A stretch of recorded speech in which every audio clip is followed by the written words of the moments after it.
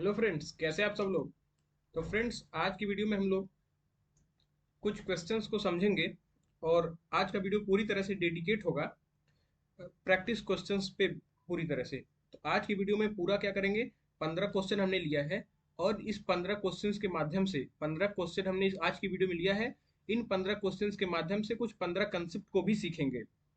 तो किस तरह से वो कंसेप्ट कभी अगर एग्जाम में पूछा जाता है तो उसको किस तरह से आपको अप्लाई करना है, और किस तरह से एग्जाम में पूछे जा रहे हैं एग्जाम में। तो वो लेटेस्ट टाइप के क्वेश्चंस हैं। तो उन सारे क्वेश्चन को हम लोग आज एग्जाम में पूरी तरह से आज की प्रैक्टिस सेशन में प्रैक्टिस करेंगे। अगर आपने पिछला प्रैक्टिस वाला सेशन नहीं देखा है, तो प्रैक्टिस सेशन हमने वन किया था जिसमें हमने 25 क्वेश्चन किया था। उस 25 क्वेश्चन के माध्यम से हमने कुछ नए कंसेप्ट को भी सीखा था। तो आज की वीडियो में ये प्रैक्टिस सेशन आपका 2 होगा, जिसमें कुल 15 क्वेश्चन होंगे। उन 15 क्वेश्चन के माध्यम से कुछ और नए कंसेप्ट को हम सीखेंगे, और मैथ का जो हमारा टारगेट होगा पूरे मार्क्स का, उसकी तरफ आगे बढ़ेंगे। तो अगर आपने चैनल को अभी तक सब्सक्राइब नहीं किया है, अगर आपने चैनल को अभी तक सब्सक्राइब नहीं किया है, तो चैनल को सब्सक्राइब कर लीजिए और चैनल को ज़्यादा से ज़्यादा शेयर करिए, ताकि आपको पूरी अपडेट मिलती रहे। तो आइए वीडियो की शुरुआत करते हैं और देखते हैं हमारा पहला क्वेश्चन। अब पहला क्वेश्चन कर रहा है कि अगर किसी संख्या में 8% जोड़ा जाता है, ध्यान से सारे सवालों को हम करेंगे, कि किसी संख्या में 8% जोड़ा जाता है और 3% घटाया जाता है, तो हमें जो संख्या प्राप्त होती है उनके बीच का जो अंतर है वो 407 है। यानी कि अगर आप मान लीजिए कि कोई संख्या, आप 100 को मान रहे हैं, ठीक है, कोई संख्या कुछ भी का है तो आप कुछ भी मान सकते हैं। हमने मान लिया अपनी सुविधा के अनुसार 100।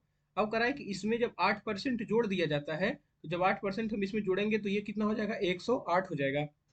फिर करा है कि ये जो हमने संख्या मानी है, इस संख्या में ध्यान देना है कि 108 में आपको 3% नहीं घटाना है, इस 100 में से घटाना है। करा है कि 3% घटाने से प्राप्त संख्या, यानी हमें दो संख्या प्राप्त हो रही है।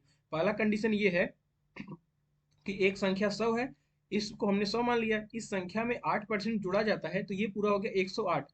फिर करें 3% घटाने पर, यानी कि ये जो संख्या 100 है, इस संख्या में से जब हम 3% घटाएंगे, इसमें से जब हम 3% घटाएंगे तो हमें कितना मिलेगा, 97% मिलेगा, 97%। अब कह रहा है कि ये संख्या 108 वाली संख्या और 97 वाली संख्या, 108 वाली संख्या और 97 वाली संख्या, दो संख्या मिली, इन दोनों के बीच का अंतर कितना है, 407 है।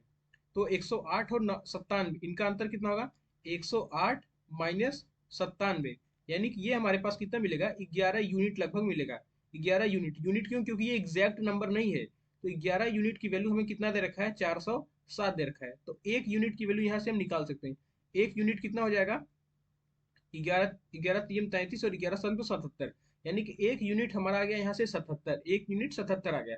और हमने माना कितना था, कोई संख्या हमने मानी कितनी थी, 100। अब 100 हमने माना कितना था, 100। एक यूनिट की वैल्यू 37 है, तो 100 यूनिट की वैल्यू कितनी होगी, 100 यूनिट की वैल्यू कितनी होगी, 100 यूनिट की वैल्यू होगी 100 गुणे 37, तो 3700 हमारा आंसर आ जाएगा।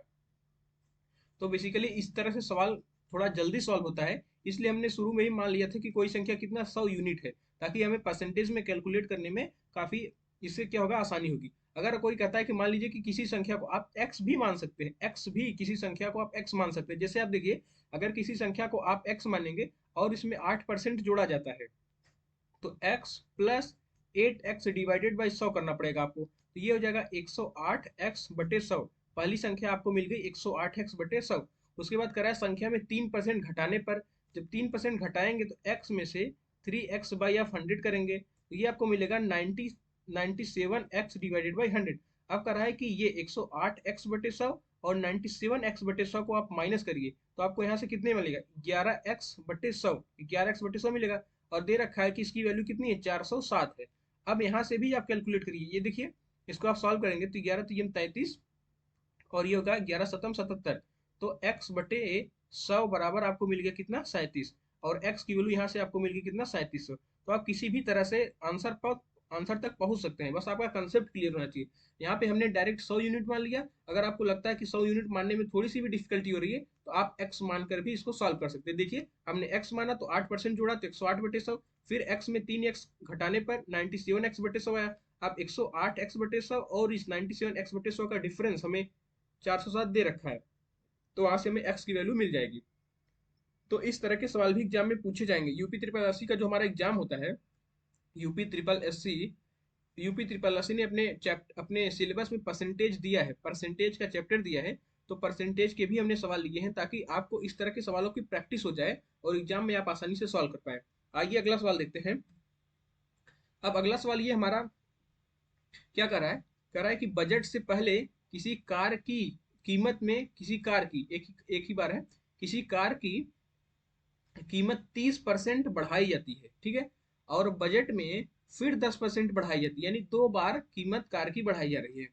फिर कह रहा है कि कार की कीमत में कुल कितने प्रतिशत की वृद्धि होगी। तो इसको सॉल्व करने का एक तरीका तो ये हो गया, x plus Y plus x y divided by 100, इस तरह से भी आप सॉल्व कर सकते हैं। एक 30%, फिर 10% बढ़ा, फिर 30 × 10 / 100, तो यहाँ से सॉल्व करेंगे तो 43% आपका आंसर आ जाएगा। एक तरीका तो ये सॉल्व करने का हो गया।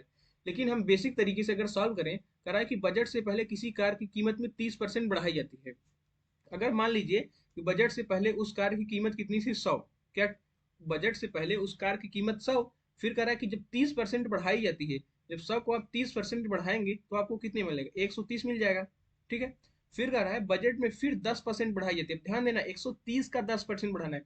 जब 130 का आप 10% निकालेंगे, 130 का आप 10% निकालेंगे तो आपको कितने मिलेगा, 13 मिलेगा। यानी कि अब 13 यूनिट फिर से बढ़ाया गया, यानी अब इसको 143 कर दिया गया, ठीक। अब कह रहा है कि कार की कीमत में कुल कितने प्रतिशत की वृद्धि। आप देखिए पहले 100 था और अब इसकी कीमत हो गई 143, तो कितना परसेंट की वृद्धि हुई, 43% की वृद्धि। आप देखिए दोनों का 100 और 143 का डिफरेंस कितना, 43% की वृद्धि आपको दिखाई दे रही है। तो इस तरह के इस सवाल को कई तरह से सॉल्व आप कर सकते हैं। अगर आपको इस तरह से भी नहीं सवाल सॉल्व करने की में समझ दिक्कत हो रही है, तो आप क्या करिए, एक्स मान के करिए। पहले मान लेते हैं कीमत कितनी थी, एक्स थी। उसके बाद जब 30% बढ़ाया जाता है तो एक्स प्लस 30x/100 होगा, ठीक है, इतना हो जाएगा। फिर उसके बाद इसका 10% बढ़ा दीजिए, तो किसी भी तरह से करेंगे आंसर आपका आसानी से आ जाएगा। तो हमने सुविधा के लिए सीधा 100 माना है ताकि आसानी से सॉल्व हो जाए। अब आइए बढ़ते हैं अगले क्वेश्चन की तरफ। अगला क्वेश्चन देखिए क्या कर रहा है। अगला क्वेश्चन कर रहा है कि एक व्यक्ति है, उस व्यक्ति की आय का 66 सही 2/3, इसको मैं यहाँ पे लिख दे 66 सही 2/3%। 66 सही व्यक्ति अपनी आय का, यानी जितना टोटल उसका इनकम है, उस टोटल इनकम का 66 सही 2/3% वो खर्च कर देता है, ठीक। वह प्रतिमाह इतना बचाता है। तो अगर आप इसको थोड़ा सा सिंप्लीफाई करिएगा तो ये आपको मिलेगा 200/3, 200/3%, इसको हम 200/3% लिख सकते हैं। अब कह रहा है कि एक व्यक्ति जो अपनी आय का इतना 200/3% खर्च कर देता है और वह प्रतिमाह 1200 बचाता है, यानी कि अगर हम मान लें उसका कुल टोटल टोटल कमाई कितना था, 100%, टोटल कमाई कितना था, 100% था, तो 100% में से 200/3% वो खर्च कर देता है, तो बचा कितना, 100 में से 200/3% खर्च कर देता है। जब 100 में से 200/3 हम निकाल देंगे तो जितना बचेगा वो हमें मिल जाएगा। तो 100 में से आप 200/3 निकालिएगा तो आपको कितना मिलेगा, ये 300 माइनस 200, 100/3। तो 100/3% उसकी सेविंग है, और कह रहा है कि उसकी सेविंग 1200 है। तो 100/3%, 100/3 की वैल्यू, 100/3% की वैल्यू कितने के बराबर है, 1200 के बराबर है। तो 1% कितना आ जाएगा, 1% यहाँ से हमें मिल जाएगा, 1% हमें मिल जाएगा यहाँ से कितना, 36, 1% हमें मिल जाएगा 36 रुपया। तो हमें निकालना क्या है कि उसका व्यय प्रति माह कितना है, यानी कि हमें 200/3% की वैल्यू निकालनी है। हमें 1% की वैल्यू पता चल गई कितना है, 36 है, 1% की वैल्यू 36 है, तो 200/3% की वैल्यू कितनी होगी। अगर 1% की वैल्यू हमारे पास 36 है, तो 200/3% की वैल्यू कितनी होगी, 36 में आप 200/3 का मल्टीप्लाई करेंगे, ये हो जाएगा कितना, 12×3 = 36 और 12×2 ये हो जाएगा 12×2 = 24। तो आपको मिलेगा 24, इतना 2400 रुपये क्या है, 2400 रुपये उसका खर्च है महीने का। तो आप देखिए 2400 किस ऑप्शन मैच करें, ऑप्शन नंबर सी में। तो 2400 हमारा आंसर हो जाएगा।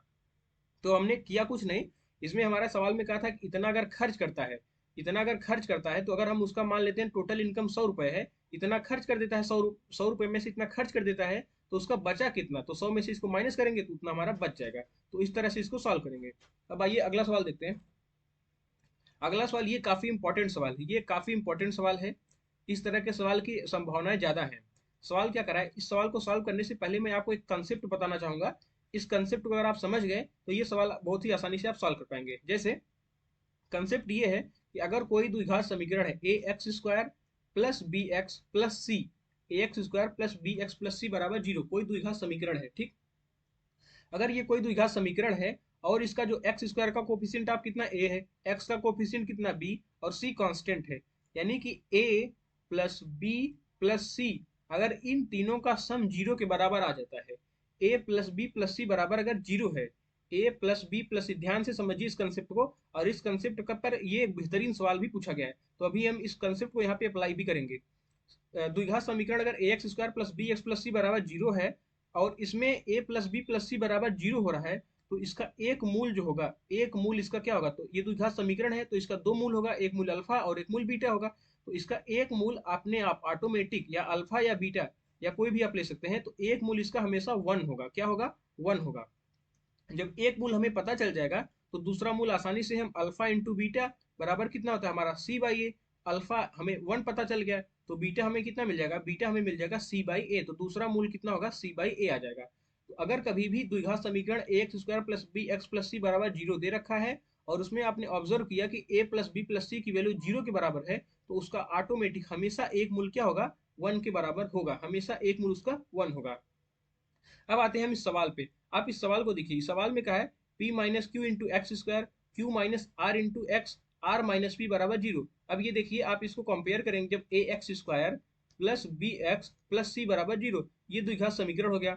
अब इसमें आप थोड़ा सा ऑब्जर्व करेंगे तो p minus q q minus r r minus p, यानी कि ए बी और सी को जब ऐड करेंगे तो आपको जीरो मिलेगा। देखिए यहाँ पे p माइनस क्यू ये a हो गया हमारा, प्लस q माइनस आर ये हमारा b हो गया, प्लस r माइनस p। अब इसको आप जब देखेंगे ऐड करेंगे तो माइनस p और प्लस p कैंसिल आउट हो जाएगा, ये माइनस क्यू प्लस क्यू और माइनस आर प्लस आर, तो ये देखिए a और b और c को जब हमने ऐड किया तो हमें कितना मिला, जीरो मिल गया। अब हमें अगर जीरो मिल गया है तो हम ये इस कंसेप्ट के माध्यम से कह सकते हैं कि इसका एक मूल जो होगा, इसका एक मूल क्या होगा, इसका एक रूट वन होगा, इसका एक रूट क्या होगा, वन होगा। तो एक रूट वन अगर ये है तो दूसरा रूट हम निकाल सकते हैं अल्फा इंटू बीटा बराबर सी बाई ए से, तो अल्फा इंटू बीटा बराबर सी बाई ए करेंगे तो एक मूल अल्फा वन हो गया, तो बीटा कितना होगा, बीटा बराबर सी बाई ए, सी यहाँ पे कितना है आर माइनस पी, सी कितना है आर माइनस पी, ए कितना है हमारा P minus Q, P minus Q. तो अल्फा हमें कितना मिला, अल्फा हमें वन मिल गया और बीटा हमें कितना मिल गया, बीटा हमें मिल गया आर माइनस पी बटे पी माइनस क्यू। अब आप देख लीजिए एक मूल अल्फा यानी एक मूल वन मिल गया और दूसरा मूल आर माइनस पी बटे पी माइनस क्यू होना चाहिए, तो आर माइनस पी बटे p minus q b option में मैच कर रहा है, तो हमारा आंसर कौन सा होगा, ये वाला सही हो जाएगा। तो इस तरह से अगर सवाल पूछ लिया जाएगा तो आपको यही कंसेप्ट यूज करना है। कभी भी अगर आपको दे दिया गया, जैसे मान लीजिए कि मैं आपको एक सवाल बताता हूँ यहाँ पे, जैसे मान लीजिए अगर कभी भी दे दिया A minus B into X square, plus आपको दे दिया B minus C into X, plus दे दिया सी माइनस ए बराबर जीरो। अब पूछता है कि इसका एक मूल क्या होगा, तो आपने देखा A minus B plus B minus C और सी माइनस सी, तीनों को जब आप ऐड करेंगे यानी ए प्लस बी प्लस सी, ए प्लस बी प्लस सी क्या है, जीरो आ रहा है, ए माइनस बी बी माइनस सी सी माइनस सी को ऐड करेंगे तो जीरो आ रहा है, तो आप यहाँ से डायरेक्टली कह सकते हैं कि इसका एक मूल वन होगा, हमेशा होगा। और अगर दूसरा मूल निकालना है तो प्रोडक्ट ऑफ फ्रूट्स बराबर सी बाई ए करके आप दूसरा मूल भी फाइंड आउट कर सकते हैं। इस पे सवाल पूछे जाने की संभावनाएं ज्यादा है, इसलिए आप इस कंसेप्ट को ध्यान से समझ लीजिएगा। अब आगे बढ़ते हैं अगले सवाल पे। अब ये परसेंटेज का सवाल है और ये काफी सरल भी सवाल है। आप देखिए करा है कि अगर इसमें कंफ्यूजन होता है स्टूडेंट्स को, इसलिए हमने इस सवाल को लिया है ताकि आपको किसी भी प्रकार की कंफ्यूजन ना हो।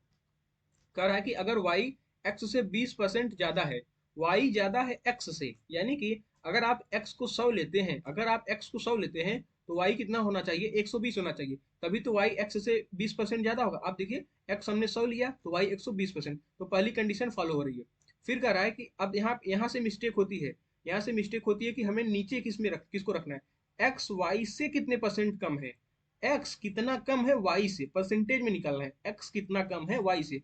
तो आप देखिए x कितना कम है y से, 20 कम है, कितना कम है, 20 कम है, और किसकी तुलना में कम है, y से कंपैरिजन करके पूछा जा रहा है, तो जिससे कंपैरिजन करके पूछा जाता है उसको हम नीचे रखते हैं।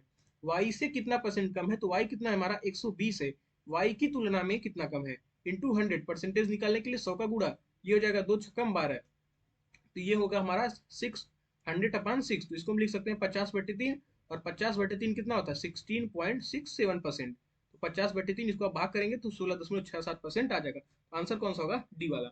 अगर यहाँ पे कंफ्यूजन होता है कि हमें 100 रखना है कि 120 रखना है, जिससे तुलना करने पे पूछा जाएगा। यहाँ पूछा है कि x को आपको बताना है y से कितना फीसदी कम है, y के कंपैरिजन में पूछा जाए तो y को नीचे रखेंगे, ठीक। अब अगला सवाल देखते हैं। इस सवाल को किस तरह से सॉल्व करेंगे, ये भी काफी अच्छा सवाल है और इस तरह के भी सवाल पूछे जाते हैं एग्जाम में। अब जैसे ये 156 डिग्री है, क्या 156 डिग्री कह रहा है कि एक समबाहुभुज में जिसका प्रत्येक कोण 156 डिग्री का है, प्रत्येक कोण कितना है 156 डिग्री का है, तो बताइए उसमें भुजाओं की संख्या कितनी होगी। तो भुजाओं की संख्या निकालने के लिए आप फार्मूला यूज करिएगा n-2 into pi divided by n. और एक एंगल की वैल्यू कितना दे रखा है, एक एंगल की वैल्यू दे रखा है 156। अब इसी को सॉल्व करेंगे तो यहाँ से n मिल जाएगा आपको, इसको आप लिखेंगे n-2 इंटू पाई बराबर 156 n। अब इसको आप मल्टीप्लाई कर दीजिए, पाई की वैल्यू कितनी होती है 180, ये हो जाएगा 180 n माइनस 360 बराबर 156 n। अब 156 n को आप इधर माइनस कर लीजिए, 180 n माइनस 156 n बराबर कितना होगा 360 के बराबर हो जाएगा। अब इसको अगर आप माइनस करेंगे तो यहाँ से आपको कितना मिलेगा, यहाँ से आपको मिलेगा 24n बराबर 360। अब 12 से इसको कैंसिल आउट करिए, 12 दूनम 24 और 12 तीन 36, 30। ये कितना होगा 2n बराबर कितना मिलेगा 30। तो n की वैल्यू आपको यहाँ से कितना मिलेगा 15। n की वैल्यू आपको कितना मिल जाएगा 15 मिल जाएगा। तो कुल भुजाओं की संख्या कितनी होगी, किसी भी बहुभुज में जिसका प्रत्येक कोण 156 डिग्री का होगा तो उसमें भुजाओं की संख्या कितनी होगी 15 भुजा होगी। तो यही वाला फार्मूला है कि n, ये वाला फार्मूला आप यहाँ से, ये वाला फार्मूला आप यूज करके भुजाओं की संख्या को निकाल सकते हैं। तो आगे बढ़ते हैं, अगला सवाल क्या कर रहा है। अब ये काफी इंपॉर्टेंट सवाल है, इसको कैसे सॉल्व करना है, इसको इसको पहले एक बार समझ लेते हैं, उसके बाद सॉल्व करेंगे। इसमें कहा है कि 16 का, 24 का, 27 का और 32 का हमें ज्योमेट्रिक मीन निकालनी है। क्या निकालनी है, ज्योमेट्रिक मीन, ज्यामितिक माध्य, ज्योमेट्रिक मीन। अब ज्योमेट्रिक मीन किस तरह से निकाला जाता है उसको हम समझ लेते हैं। जैसे आप समझिए, मान लेते हैं दो संख्या ए और बी, ए और बी अगर दो संख्या है तो इसका ज्योमेट्रिक मीन निकालने के लिए क्या करेंगे, ए बी दोनों का आपस में मल्टीप्लाई करेंगे और पावर में 1/2, क्योंकि दो संख्याएं हैं। या फिर इसको हम अंडर रूट ए भी कर सकते हैं, इतना जनरली हमको पता होता है। लेकिन अगर तीन संख्याएं दे दी, ए बी सी दे दिया है, तब क्या करेंगे, तीनों का आप मल्टीप्लाई करिए, ए बी सी और पावर में तीन संख्या है तो 1/3। अगर चार संख्याएं दे रखी, चार संख्या ए बी सी और डी दे रखा है चार संख्या, तो आप क्या करिएगा, ए बी सी डी चारों का मल्टीप्लाई करिएगा और पावर में 1/4। अगर पांच संख्या दे रखी, ए बी सी डी और ई, अगर पूछा जाता है कि इन पांच संख्याओं का ज्योमेट्रिक मीन क्या होगा, तो आप क्या करेंगे, इन पांचों का मल्टीप्लाई करेंगे, A B C D E और पूरे के पावर में कितना 1/5। अब आई होप ये अगर समझ आ गया आपको तो ये आप आसानी से कर पाएंगे। इसमें करा है कि 16, 24, 27 और 32 का आपको ज्योमेट्रिक मीन निकालना है। तो आप क्या करिएगा, 16 इंटू 24 इंटू 27 इंटू 32 पूरे के पावर में कितना 1/4। इसका ज्योमेट्रिक मीन अब आपको इसको सॉल्व कर लेंगे तो आपका आंसर आ जाएगा। अब इसको कैसे सॉल्व करेंगे, 16 को आप क्या लिख सकते हैं, 16 को आप लिख सकते हैं 2 के पावर 4, 2 के पावर 4। उसके बाद यहाँ पे इसको कितना लिख सकते हैं, 8 इंटू 8 3 24, इसको लिख सकते हैं आप 2 के पावर 3 इंटू 3, 8 3 24 इसको लिख सकते हैं। ये हो गया 9 3 27, यानी कि 3 के पावर 3 इसको लिख सकते हैं, 3 के पावर 3। और इसको 32 को आप क्या लिख सकते हैं, 32 को आप लिख सकते हैं 2 के पावर 5। और पूरे के पावर में कितना है, पूरे के पावर में हमारा 1/4, पूरे के पावर में है 1/4। एक बार मैं साफ कर देता हूँ तब आसानी से आपको दिखाई देगा। आप देखिए यहाँ पे, मैं यहाँ पे थोड़ा सा साफ कर देता हूँ।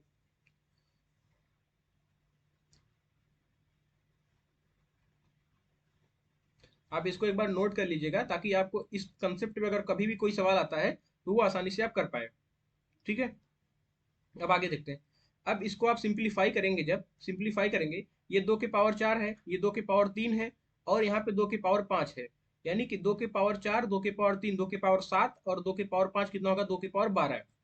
तो यहाँ से कितना हो जाएगा हमारा 2 के पावर 12 इंटू ये 3 के पावर कितना 4, 3 के पावर 4 और पूरे के पावर में कितना है, पूरे के पावर में है 1/4। अब 2 के पावर 12 को जब 2 के पावर 12 पे 1/4 करेंगे तो यहाँ से मिलेगा हमें 2 के पावर 3 और 3 के पावर 4 है और 1/4, तो यहाँ से हमें मिलेगा कितना 3। तो ये कितना हो जाएगा, 2 के पावर क्यूब कितना हो जाएगा, 2 के पावर 3 8 इंटू 3, तो ये पूरा हमारा आंसर कितना आएगा 24 के बराबर हमारा आंसर आ जाएगा। तो बेसिकली ज्योमेट्रिक मीन में करना कुछ नहीं होता, जितनी संख्याएं दे रखी होती हैं उन्हीं संख्याओं को आपस में मल्टीप्लाई करिए और जितनी संख्याएं हैं उसी के पावर में 1/, उतना कर दीजिए। तो आई होप कि ये कंसेप्ट आपको ज्योमेट्रिक मीन का समझ में आ गया होगा। अब अगला सवाल देखते हैं। अब अगला सवाल ये काफी अच्छा सवाल है, अगर इसमें आपकी ऑब्जर्वेशन अच्छी है तभी आप इस सवाल को कर पाएंगे, अदरवाइज ये सवाल तो काफी कठिनाई आपको पैदा करेगा। अब इस तरह के सवालों को करने के लिए क्या करेंगे?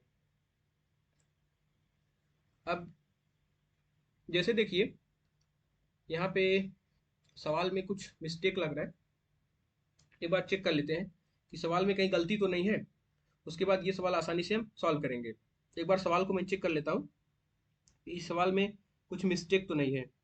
तो ये आप 1/x+1 ना होकर के ये 1/y प्लस, इसको आप ऐसे लिखेंगे 1/x+1, ये इस तरह से रहेगा। ये 1/x+1 प्लस 1/y+1 रहेगा, प्लस 1/z+1। हालांकि लिखा सही गया है, लेकिन हो सकता है कि आपको देखने में कंफ्यूजन हो एक बार। तो आपको इतनी वैल्यू निकालनी है। एक्स स्क्वायर बराबर वाई प्लस जेड आपको दिया है, वाई स्क्वायर बराबर जेड प्लस एक्स दिया है, और जेड स्क्वायर बराबर एक्स प्लस वाई दिया है। तो 1/x+1 plus 1/y+1 plus 1/z+1। आज की वीडियो का सबसे अगर कोई अच्छा सवाल है तो मेरे हिसाब से सबसे अच्छा सवाल यही वाला सवाल होगा। तो अब आप इसको कैसे सॉल्व करेंगे? अब इसको सॉल्व करने के लिए आप क्या करेंगे? अब आप देखिए यहाँ पे एक्स स्क्वायर बराबर है हमारे पास वाई प्लस जेड। उसके बाद आप देखिए वाई स्क्वायर बराबर है हमारे पास एक्स प्लस जेड, और जेड स्क्वायर बराबर है हमारे पास एक्स प्लस वाई। इतना हमें दे रखा है। अब अगर आप इसको ध्यान से देखिए, तो अगर मैं x और y और z सभी की वैल्यू को 2 के बराबर ले लेता हूँ, क्या सभी को 2 के बराबर ले लेता हूँ, तो क्या ये कंडीशन सेटिस्फाई होगी? जब x की वैल्यू मैं 2 रखूंगा तो 2 का स्क्वायर 4 बराबर 2 प्लस 2 4, ये सेटिस्फाई हो रहा है। y की वैल्यू जब मैं 2 रखूंगा तो 2 का स्क्वायर 4 और ये भी 2 प्लस 2 4। z की वैल्यू अगर मैं 2 रखूंगा तो 2 का स्क्वायर 4 और 2 प्लस 2 4, यानी कि दो एक्स और वाई जेड सभी की वैल्यू 2 रख दे अगर हम, तो ये तीनों इक्वेशन सेटिस्फाई कर रहा है। जब ये तीनों इक्वेशन सेटिस्फाई करेगा तो x की भी वैल्यू और y की भी वैल्यू और z की भी वैल्यू, सभी की वैल्यू किसके बराबर होगी? 2 के बराबर। अब हमें निकालना है 1/x+1 1/y+1 1/z+1। तो इसको हम सॉल्व कर लेंगे। 1/x, x की वैल्यू कितना हमने माना है? 2 प्लस 1, प्लस 1/y की वैल्यू हमने कितना लिया है? y की वैल्यू हमने लिया है 2, तो ये भी 2 प्लस 1, प्लस z की वैल्यू कितना लिया है? 2, 2 प्लस 1, ये हो जाएगा कितना? 1/3 प्लस 1/3 प्लस 1/3, ये हो जाएगा पूरा 3/3, 3/3 की वैल्यू होगी 1। तो ये हमारा एक तरीका हो गया सॉल्व करने का। बाकी अगर आपको थोड़ा सा प्रोसेस से सॉल्व करना है, ये तो ऑब्जर्वेशन मेथड के माध्यम से हमने सॉल्व किया, कौन सी वैल्यू इसको सेटिस्फाई कर रही है, ऑब्जर्व करके हमने सॉल्व कर लिया। लेकिन अगर आपको नहीं समझ आ रहा है तो आप क्या करिएगा, एक्स स्क्वायर बराबर वाई प्लस जेड है, एक्स स्क्वायर बराबर वाई प्लस जेड, तो दोनों तरफ आपको एक्स जोड़ना पड़ेगा। अब दोनों तरफ आप एक्स जोड़ेंगे तो ये इतना हो जाएगा, और उसके बाद यहाँ से आप एक्स कॉमन करेंगे तो ये हो जाएगा 1 प्लस एक्स बराबर कितना? X plus Y plus z. यहाँ से आप 1 प्लस एक्स निकालिएगा, 1 प्लस एक्स बराबर आपको मिलेगा x plus Y plus z बटे कितना? एक्स। ये 1 प्लस एक्स की वैल्यू हमें मिल गई। अब उसके बाद इसी तरह से आप वाई स्क्वायर बराबर एक्स प्लस जेड है, तो इन दोनों तरफ आप वाई को ऐड करिएगा। जब वाई को ऐड करेंगे तो यह होगा वाई स्क्वायर प्लस वाई बराबर होगा x plus Y plus z. तो यहाँ से वाई कॉमन करिएगा, तो 1 प्लस वाई बराबर x plus Y plus z. तो 1 प्लस वाई की वैल्यू आप यहाँ से निकालेंगे तो जगह x plus Y plus z divided by y. तो 1 प्लस एक्स की वैल्यू हमें मिल गई, 1 प्लस वाई की वैल्यू मिल गई। इसी तरह से 1 प्लस जेड जब हम निकालेंगे तो हमें मिलेगा x plus Y plus z divided by z. अब हमें 1/x+1 1/y+1 और 1/z+1 की वैल्यू निकालनी है। तो 1 प्लस एक्स हमें पता है, जब हम इसको उल्टा कर देंगे यानी 1/x करेंगे तो हमें कितना मिल जाएगा? X upon X plus Y plus Z मिलेगा। जब हम 1 प्लस वाई को उल्टा करेंगे 1/1 प्लस वाई करेंगे तो ये जगह Y upon X plus Y plus Z मिल जाएगा। इसी तरह से 1/z को तो Z upon X plus Y plus Z मिल जाएगा। उसके बाद हम तीनों को ऐड कर देंगे तो हमारा आंसर आ जाएगा। तो एक तरीका तो ये हो गया सॉल्व करने का, लेकिन मुझे ज्यादा सही लग रहा है कि अगर ये आप ऑब्जर्व कर पा रहे हैं कि कौन सी वैल्यू इसको सेटिस्फाई कर रही है, तो उस वैल्यू को आप पुट करिए और सीधा आंसर आप पा सकते हैं। तो ये आज का सबसे अच्छा सवाल है, इसको आप ध्यान से करिएगा। और हमने जो दूसरा प्रोसेस बनाया है, बताया कि एक्स एक्स को ऐड करिए, वाई को ऐड करिए, जेड को ऐड करिए, तो ये तरीका होगा कि आपको अगर नहीं क्लिक कर रहा है कि कौन सी वैल्यू पुट करनी है, तो ये तरीका आप फॉलो कर सकते हैं। अब आगे बढ़ते हैं और अगला सवाल देखते हैं।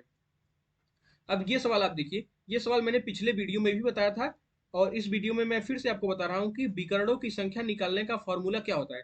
जैसे अगर मान लीजिए कि ये कोई ये साइड है, आयत है, आयत में कितने विकर्ण होंगे? 2 विकर्ण होंगे, एक विकर्ण ये और एक विकर्ण ये। तो फार्मूला इसका होता है n, n minus three divided by कितना, 2। एन क्या होता है यहाँ पर, एन होता है यहाँ पर साइड, एन क्या होता है साइड, तो साइड कितनी है यहाँ पर 4 साइड, तो 4, 4 माइनस 3 डिवाइडेड बाई 2, तो ये हो जाएगा कितना 4/2, 2, इसका 2 आ जाएगा।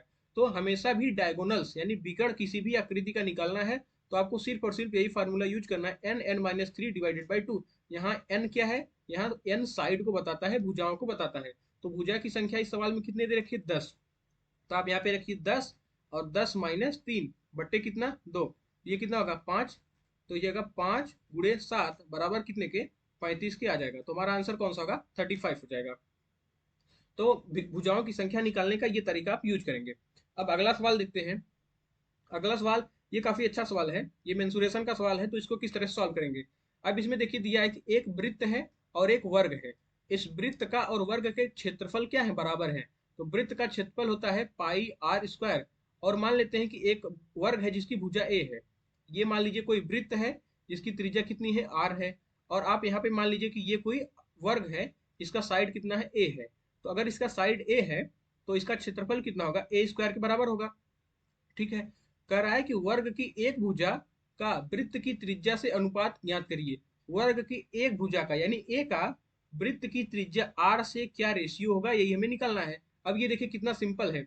अब आप यहाँ पे क्या करिएगा, आर स्क्वायर को इस तरफ क्या करिएगा, डिवाइड करिएगा, तो ये हो जाएगा A square divided by R square बराबर कितना हो जाएगा, पाई के बराबर आ जाएगा।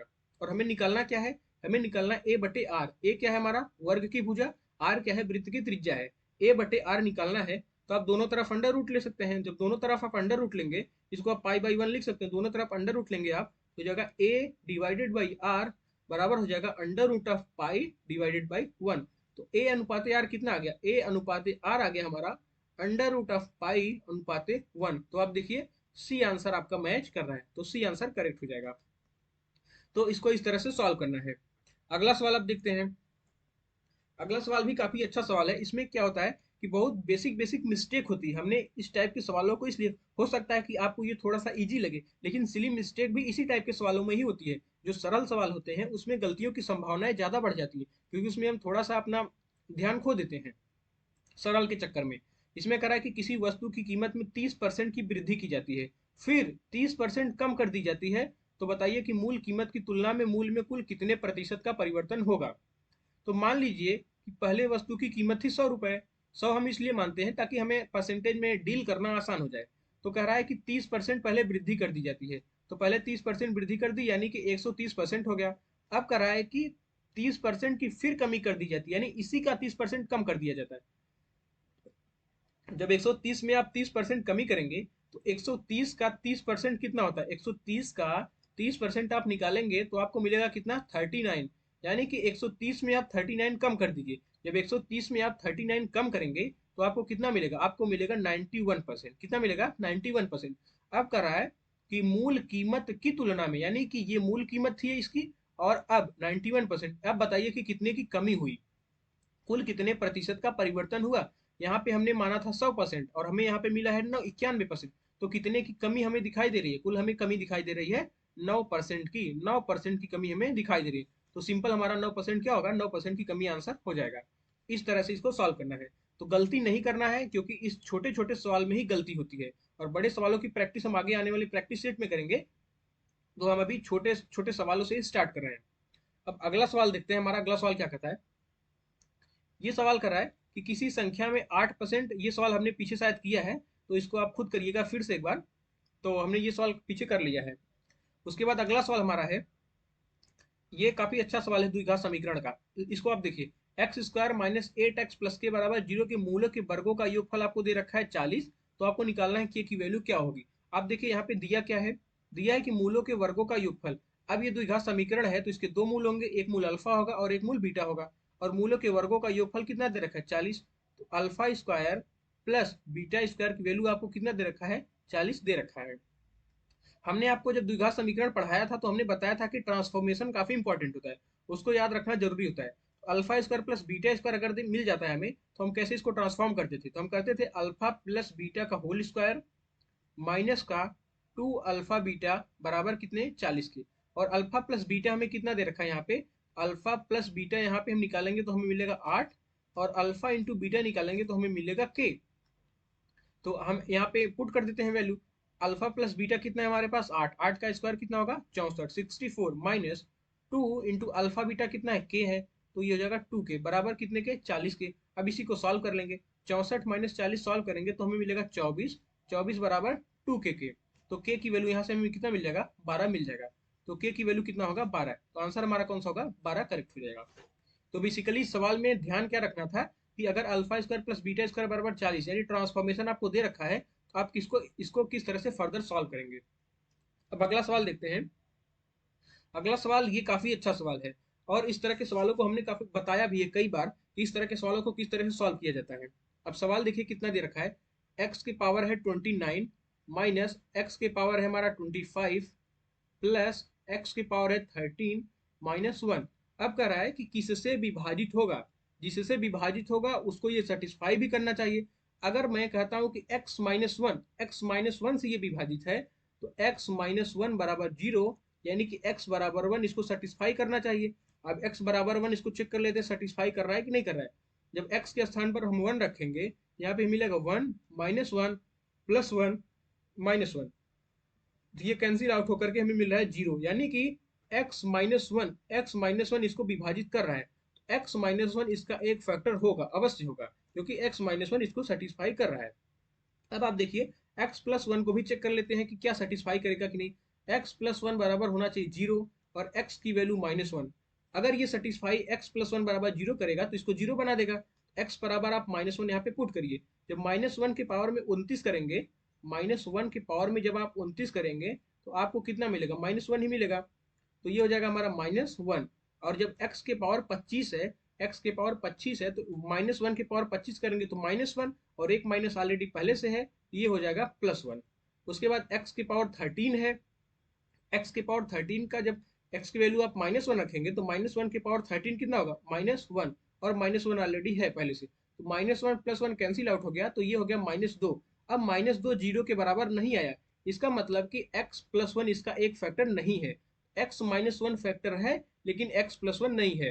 लेकिन इसमें कहा है कि x - 1 x + 1 दोनों है, तो ये दोनों नहीं होगा। इसमें कह रहा है x - 1 से तो विभाजित होता है लेकिन x + 1 से नहीं होता। आप देखिए x - 1 को जब हमने यहाँ पे पुट किया तो 0 बना रहा है, लेकिन x + 1 की वैल्यू रखने पे 0 नहीं हो रहा है, इसका मतलब x + 1 इसका फैक्टर नहीं होगा। और तीसरा कहता है कि x + 1 से विभाजित है, लेकिन ये सारी चीजें गलत है। ये केवल और केवल हमारा बी आंसर करेक्ट हो जाएगा। तो इस तरह से इस सवालों को ऑप्शन के माध्यम से हम चेक करेंगे। अब आज की वीडियो में बस इतना ही। हमने 15 सवालों को रखा था, तो 15 क्वेश्चंस के माध्यम से हमने आज ये प्रैक्टिस सेशन कंप्लीट किया है। और जो हमारा अगला वीडियो आएगा उसमें हम प्रैक्टिस कुछ और अच्छे क्वेश्चंस की करेंगे। अभी हमने क्या, अभी हो सकता है कि आपको थोड़ा सा ईजी लग रहा हो, लेकिन बेसिकली जो गलतियां होती हैं, जो हम सिली मिस्टेक्स करते हैं, इसी छोटे छोटे सवाल में ही करते हैं। बड़े सवाल तो हम आसानी से सॉल्व कर पाते हैं, लेकिन जो छोटे छोटे सवाल होते हैं जो हमें आता रहता है उसमें गलतियां हो जाती हैं। तो इस तरह की गलतियां ना हो, इसलिए हमने इस प्रैक्टिस में इस सारे क्वेश्चंस को डाला है। और बाकी जब अगला हमारा वीडियो आएगा तो हम प्रैक्टिस सेशन करते रहेंगे, और हमारा मार्क्स अच्छा मैथ में, ये मैथ की पूरी गारंटी है कि मैथ में आपको यहीं से इसी सारे कंसेप्ट सवाल मिलेंगे। तो फ्रेंड्स आज की वीडियो में बस इतना ही। अगर आपने चैनल को अभी तक सब्सक्राइब नहीं किया है तो चैनल को सब्सक्राइब कर लीजिए, और चैनल को ज़्यादा से ज़्यादा, चैनल को पहले तो आप सब्सक्राइब करिएगा और चैनल को ज़्यादा से ज़्यादा शेयर करिए, ताकि आपको पूरी अपडेट मिलती रहे। और आपकी जो तैयारी है 19 जून का, जो हमारा टारगेट है 19 जून का, जिसमें हम मैथ कोशिश करेंगे कि हमारा 25 में से 25 मार्क्स आ जाए। और पूरी कोशिश नहीं, 24-23 से तो कम कभी आने वाला नहीं है, अगर आपने पूरी प्रैक्टिस सेशन को अटेंड अच्छे से कर लिया है। तो फ्रेंड्स आज की वीडियो में बस इतना ही, मिलेंगे अगले वीडियो में, तब तक के लिए take care and good bye.